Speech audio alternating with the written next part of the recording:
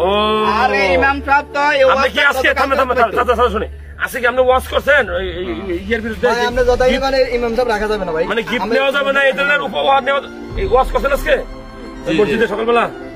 উপহার নিলে আচ্ছা, তাহলে তো ঘটনা অন্য জায়গায়।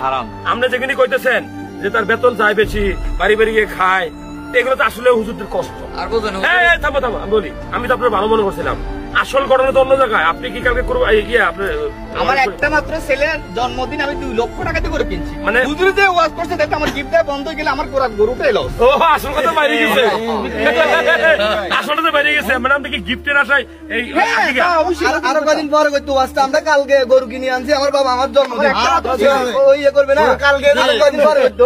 দেখছেন আপনারা কি কন? হুজুর সত্য কথাটা বলছে, হুজুর সত্যি কথা বলছে, সত্য কথাটাই বলছে।